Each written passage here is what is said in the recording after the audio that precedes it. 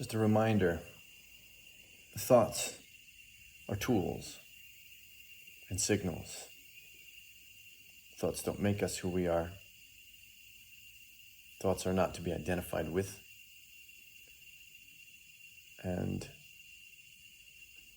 they're sort of messages from the spirit, in a way. Or either messages from the spirit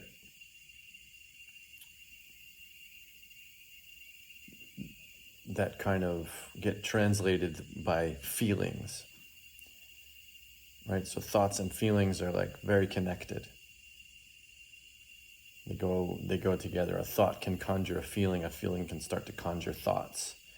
Just as an example, sometimes if we feel fatigue, that can conjure irritability and thoughts that are like irritated thoughts, and create patterns in that way. Or just as that physical feeling is happening and experienced, the mind, for some reason, interprets or creates irritable thoughts. That's just one example. And then often too, we'll have a thought about, I have to quarantine for 2 weeks because I got sick during our time of COVID. That can create a feeling. So that's just the thought. So if we think of like the thought as just before feeling enters, a thought as just like reading like in a book, like there's just words there, right? They're neutral. But then when the feeling comes onto it, then it's something different. And the feeling is kind of the message from the spirit in a way, or the essence being in a way, that shows us something about ourselves. And it's similar with experience. So experiences are neutral. The actions of the world are neutral. But our interpretation and experience of them, and the feelings that arise for us, in us, when we have experiences, those feelings are the messages from the spirit showing us aspects of our being, or aspects of our mind, of our consciousness. And what we're doing here on this path is sifting through feelings and thought patterns, and patterns of expression also, that keep us tied, keep us bound to the earth plane, and keep us bound to suffering, keep us bound to sorrow, and being governed by what the mind clings to, what the mind grasps onto, what it holds onto, the mind. And the feelings that we have are signs and messages of where and what the mind is grasping to. So this is wonderful, because this gives us a whole new relationship with feeling, with emotion, in the way of like, we have commonly I know before stepping on the path, or before becoming aware of this kind of experience with yourself inwardly, we kind of like, we have a weird relationship with our feelings. We don't know that this is what they are. This is one of the reasons that I'm talking about. This is a major revelation in my life, of understanding and knowing the purpose of feeling. It's so liberating in itself, where when we have negative feelings, we push them aside. or when we have positive feelings, we run towards them. And that's exactly the aspect that binds us. That's the grasping, because even pushing something away is a form of holding on to it. If we have this mood where we're rejecting, that's a way of holding on to that energy inside, which is kind of ironic and interesting. But we're holding that sense and that feeling of rejection or resistance and pushing and no, I can't have that in my life, and that's a form of holding on to that energy inside. As just the same as it's kind of the other end of the spectrum, just the same as we want to hold on to pleasurable things. It works the same way, but again, it's the other end of the spectrum. And so that's kind of like the habit of the mind before we develop a knowledge and practice of the actual relationship that we could have with our thoughts and feelings that are actually aligned with setting us free instead of binding us. So it's the same stuff happens as far as thoughts and feelings happen, maybe even the same thoughts and feelings for a time. But what changes that is the way that we experience them and the way that we perceive them. So we start to perceive them with the intelligence of, these are messages. This is part of my karma. This is part of the activity that's going on inside of me. And this is my interpretations of the activity that's happening out in the world. And having a relationship with that of almost curiosity, but definitely a relationship of a neutral experience of it, where it's like this passive observation of it. In other words, what happens, just to take this a step deeper, is we have thoughts and feelings, and habitually we absorb into those thoughts and feelings. So we literally this is part of the identification process that the ego, which I'm going to change that word and just use the meaning of the ego from, I think it's from Greek, is the I maker. So it's the one that claims. It's the aspect of our mind that claims things as itself or as its own. It claims either ownership or identification with. So like when feelings come through, it's often that ownership is claimed by the I maker. And that's commonly the habit of the mind before we develop this practice of awareness and mindfulness. And then claiming ownership of experiences or thoughts in a way. And feelings such as pleasurable feelings, we claim ownership. Or even emotions like, or feelings like depression and things like that, we claim ownership of. This is mine. This is my depression. There's an ownership there. There's a habit to do that.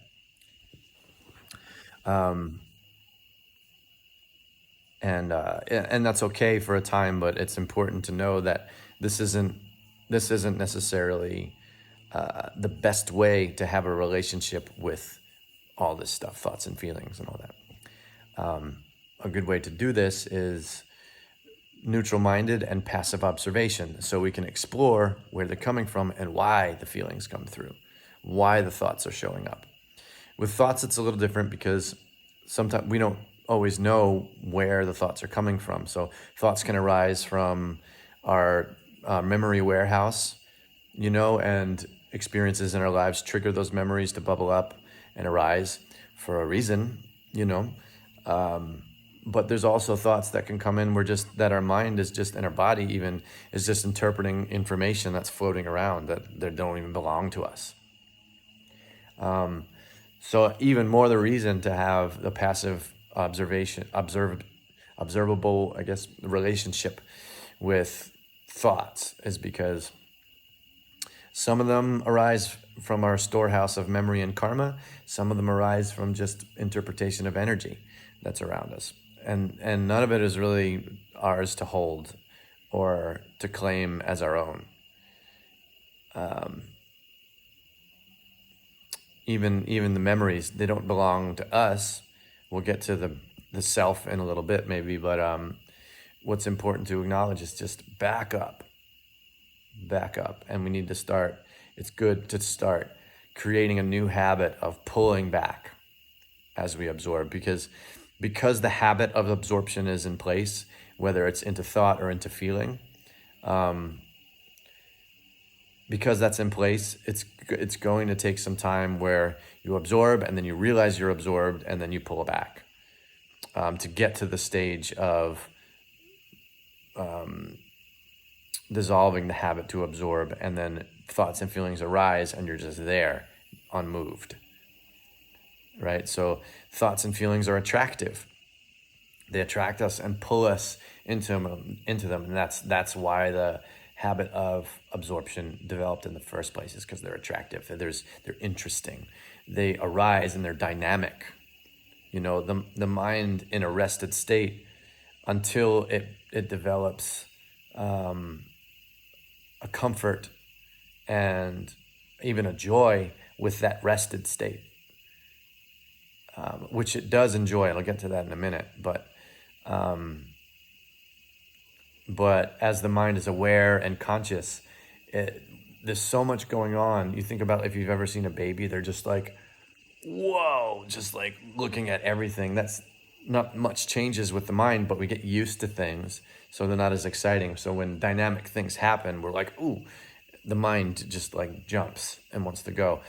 But until the mind is able to like almost remain in a state, get trained in a way where it can remain in that rested state, and then we can have choice to engage, as opposed to, again, this instant absorption is what we want to work on.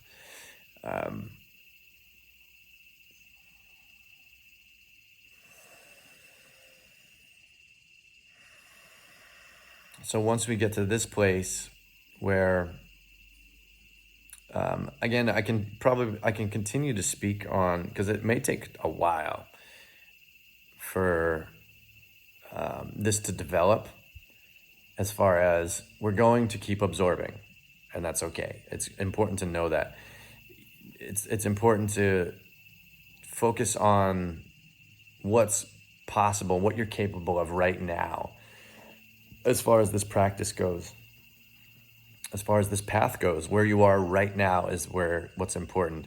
To know what the goal is, I guess, is good, but at the same time, where you are right now is really important. The stages of the practice are really, really important to know where you're at in those stages. Because again, in the beginning, and maybe for a long time, there's going to be this process of you absorb and then you pull back, and you just keep doing that. And then the span of time that you spend absorbed starts to shrink. So the more that you do it, the more that you just allow yourself to absorb. It's okay. The habit is there. Allow it to happen. And then just as often as you remember, pull back and return to the center, return to that rested state of emptiness. And then we can start interpreting thoughts. But in the beginning, it's more important to just get into the habit, get the mind in the habit of pulling out and from absorbing. And again, the more we do that, the shorter the span of time we spend absorbed. And then this is relief. This is instant relief. So for example, if I absorb, if my mind absorbs, or awareness absorbs into irritability, let's say that's the theme of the moment, the theme of that the mind is creating, or what's arising in the mind or even in the body, is irritability. That's something that's arising.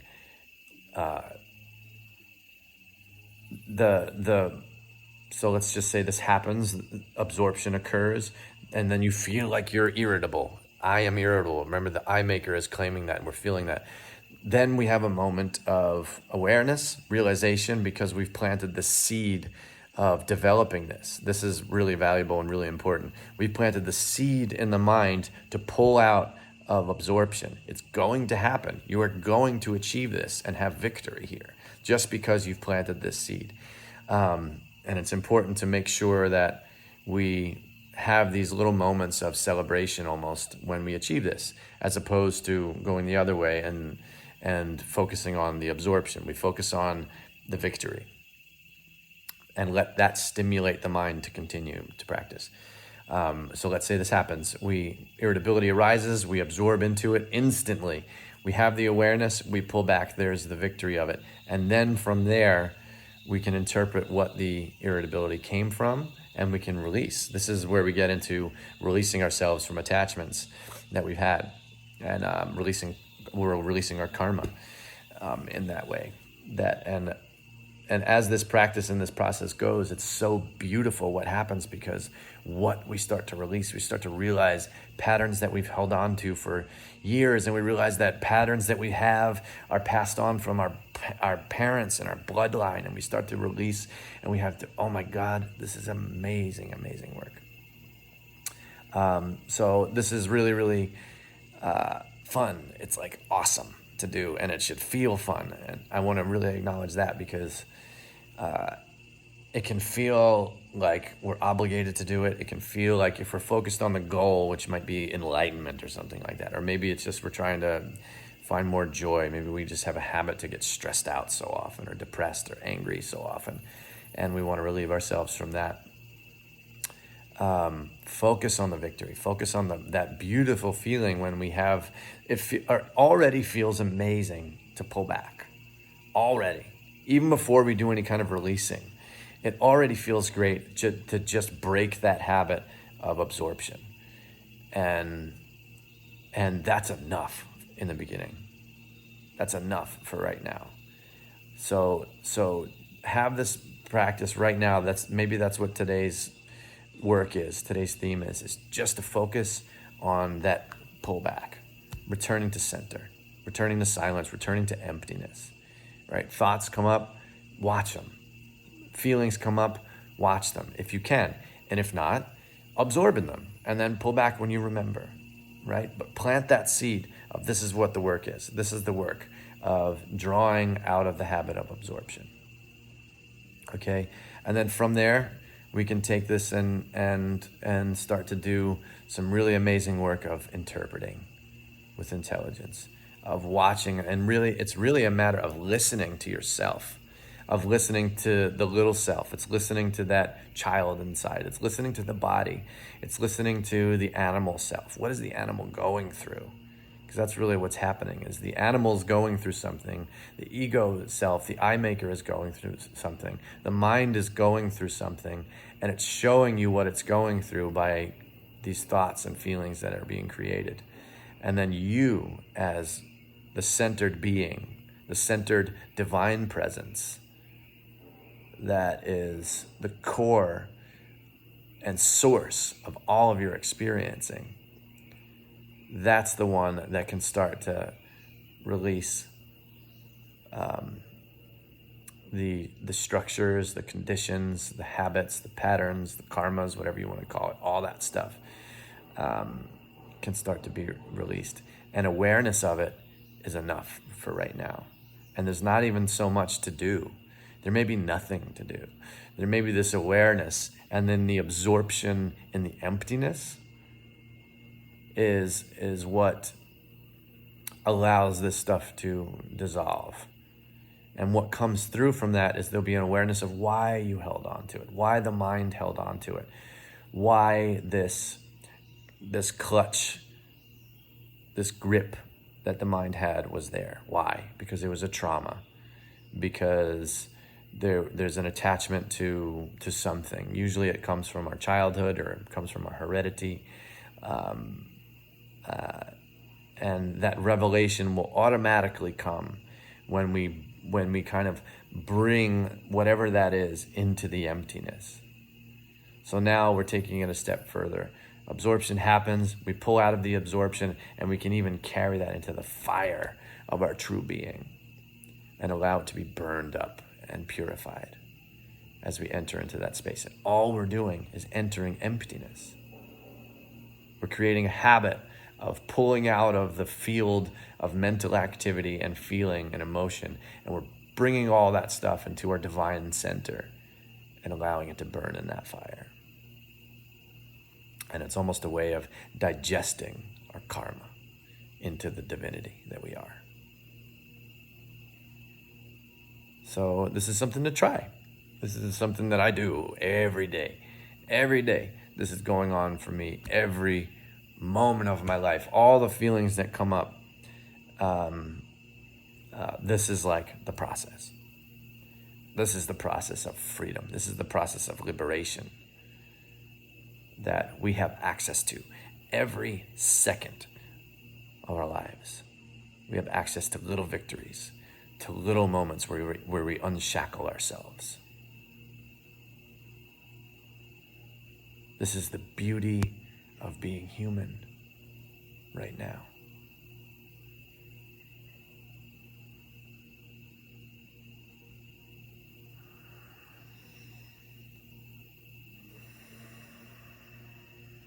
So I can go on and on about this and what it is and what it means and everything, but I think that feels good for me today. Enter the center.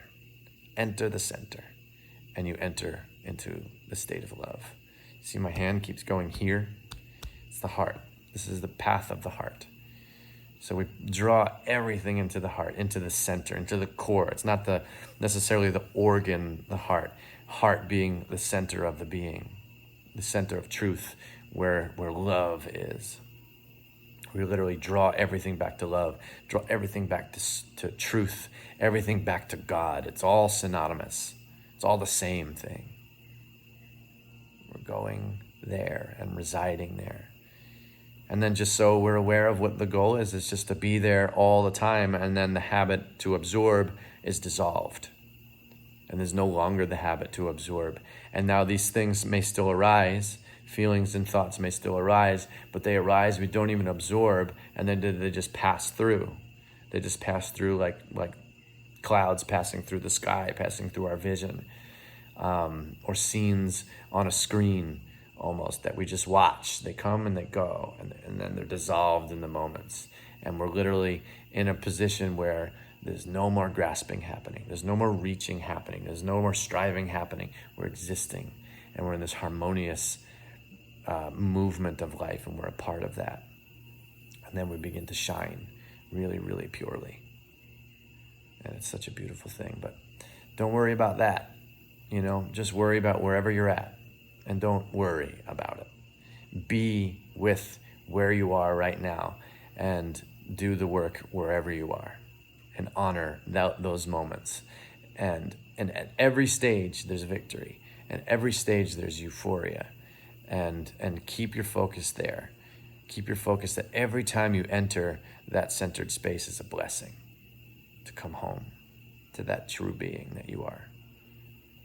Every moment that's occurred is a miracle.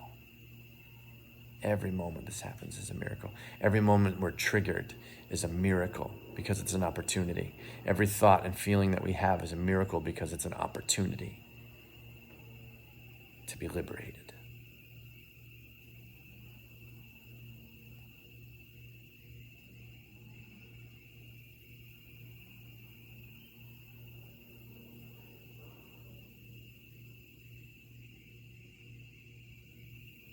Namaste. Thank you.